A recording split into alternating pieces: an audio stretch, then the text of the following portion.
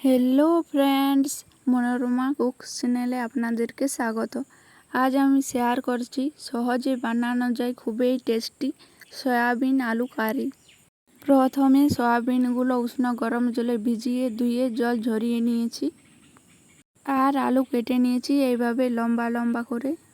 এরপর কড়াইতে পরিমাণ মতো সাদা তেল গরম করে দিয়ে দিয়েছি কেটে রাখা আলু ভাজার জন্য। এবার দিয়ে দিচ্ছি স্বাদ মতো লবণ ও সামান্য হলুদ।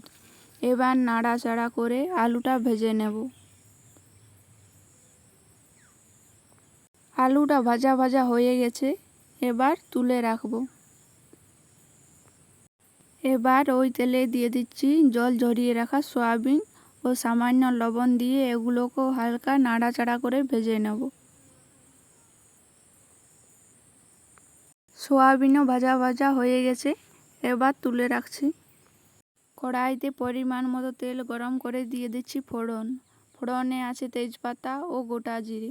ফোড়ন ভাজা হয়ে গেলে দিয়ে দিচ্ছি কেটে রাখা পেঁয়াজ কুচি। পেঁয়াজগুলোকেও হালকা নরম করে ভেজে নেব। বেশি লাল করে ভাজার প্রয়োজন নেই। পেঁয়াজটা ভাজা হয়ে গেছে, এবার দিয়ে দিচ্ছি আদা রসুন ও লঙ্কা বাটা।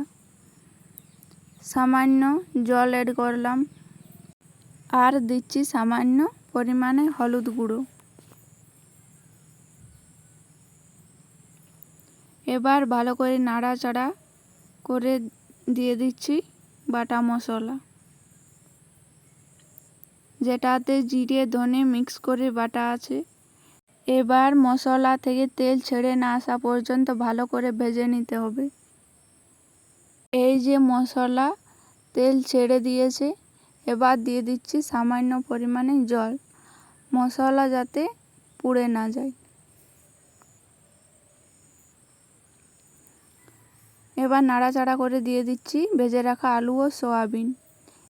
এবার মশলার সাথে সমস্ত কিছুকে ভালোভাবে মিশিয়ে নিতে হবে। 3 মিনিট মতো ভালো করে কষে নিয়েছি, এবার দিয়ে দিচ্ছি জল। এবার নাড়াচাড়া করে ঢাকা দিয়ে রান্না করে নেব 5 মিনিটের মতো। 5 মিনিট ঢেকে রান্না করার পর এই যে ঢাকা উঠিয়ে নিয়েছি, আলুও সিদ্ধ হয়ে গেছে ভালো মতো। রান্নাটা আমার অবশ্য হয়েই গেছে। এবার নাড়াচাড়া করে নামিয়ে নেব। আশা করছি রেসিপিটি আপনাদের ভালো লাগবে।